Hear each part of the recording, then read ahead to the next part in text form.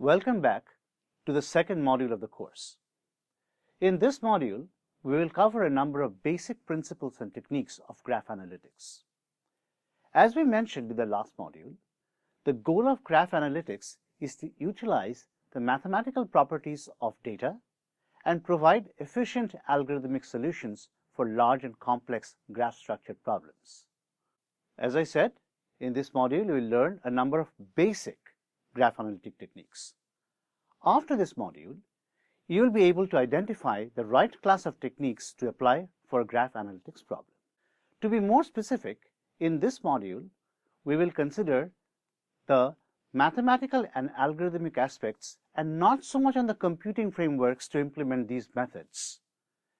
In modules 3 and 4, we will look at two different kinds of computing platforms that are used for implementing the techniques discussed in this module. Here is the lesson plan for the module. First, we'll discuss a few basic terms and their definitions, which we will use through the rest of the course. Of course, they are not the only terms and concepts we will learn. As we go through each technique, we will add more terms and definitions in our vocabulary. Now, following these definitions, we will consider four categories of graph analytic procedures. The first, called path analytics, is centered around the analytic techniques where the primary objective involves traversing through the nodes and edges of the graph. The second analytic technique inquires and explores the connectivity pattern of the graphs, where the term connectivity pattern refers to the structure and organizations of the edges in a graph. The third analytics category involves the discovery and behavior of communities, which are closely interacting entities in a network.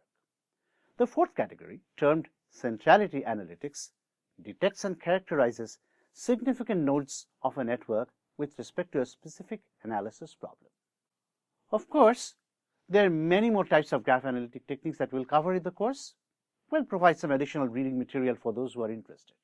But we start by recapitulating our definition of graphs as a collection of nodes and edges, which represent ordered pairs of nodes. While this mathematical definition is indeed correct, in practice, it needs to be extended to include other informational elements. Let us consider a single tweet. As we have mentioned previously, a tweet is a complex information object because it is a graph in itself with several nodes and edges. But over and above the structure, a tweet actually contains much more information encoded inside the nodes and edges. First, there are several kinds of nodes in a tweet. For example, it has a tweet node, a user node, a media node, a URL node, a hashtag node, and so forth. This assignment of kinds or labels to nodes is often called node typing. Every graph application will have its own set of types, and it will assign one or more types to a node. But it is not mandatory for an application to use node types. Mathematically, we can extend our original definition with two more elements: the set of node types and the mapping function that assigns types to nodes. That means it associates a type to every node. However, not all nodes need to have a type, but in many applications, they do. In addition to types, a node also has attributes and values. In our tweet example, text is the name of an attribute that refers to the textual body of the tweet, whose value is a character string written by the author of the tweet. For a specific kind of data like a tweet, one has a fixed set of attributes as decided by Twitter. This collection of attributes is called the node schema. For a general graph, a node schema may have an arbitrary number of attribute value pairs. We will revisit this in Module 3 when we discuss graph data models. Similarly, an edge of a graph may have an edge type, also called an edge label. Also, just like a node, an edge may have an edge schema consisting of attribute value pairs. Here, interaction type is an attribute in our biological network that describes the modality of interaction between a pair of genes.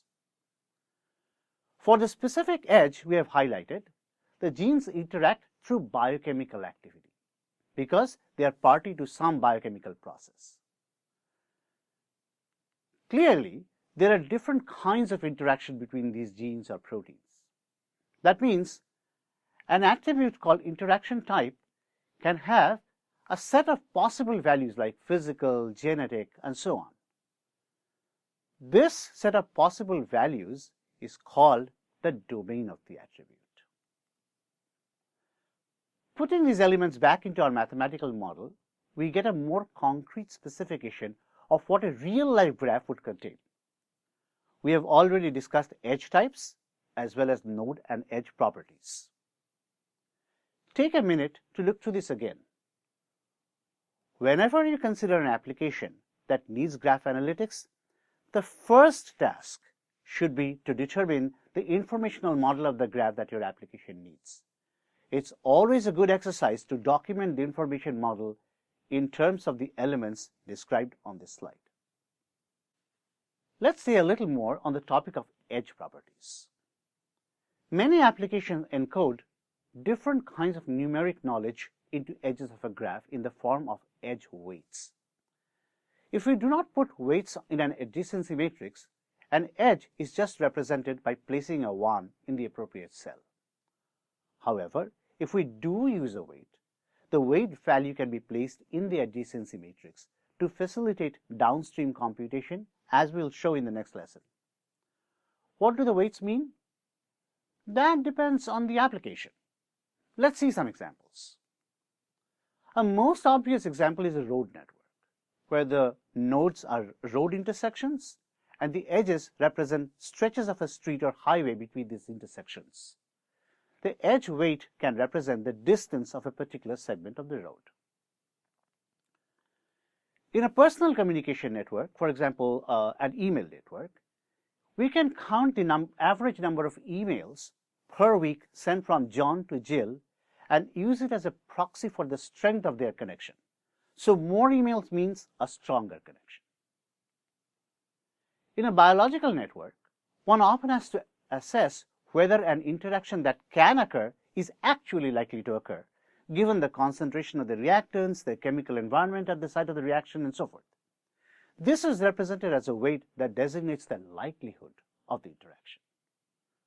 Finally, consider a knowledge network, where nodes represent entities like people, places, and events, and edges represent relationships like a person visited a place, or movie actor Tom is dating movie actress Kim. Now, this kind of information may be important for some news media. However, if the information does not come from an authentic source, like the actor himself, it is more prudent to put a certainty value on it. This certainty value may be treated as a weight on the edge. Moving on from the information model of the graph, the structure of the graph often contains valuable insights to a graph.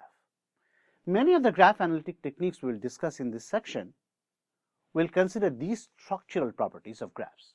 One such structure is a loop, which is an edge from a node to itself. In the example here, you can see that a protein can interact with another protein of the same kind. Many other examples abound. People send emails to themselves. A road segment circles back to the same intersection. A website has a link to its own URL.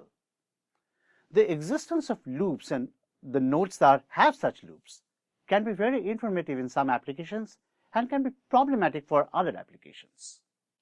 Another structural property of a graph is the occurrence of multiple edges between the same node pair. The graphs with this feature are called multigraphs. In this example, the two MAP kinase genes have 5 edges between them. Why multiple edges? It's because each edge has a different information content. In this case, these two genes can have 5 different types of interactions between them, where each interaction has a different value for the attribute interaction type. We see this all the time in human networks too. A person can be my spouse, a co-performer in music, and my financial advisor all at the same time. Many analytics algorithms are not natively designed for multigraphs and often need a little customization to handle them. We will mention some of these customizations as we go forward and walk through the different kinds of analytics applications performed on graphs.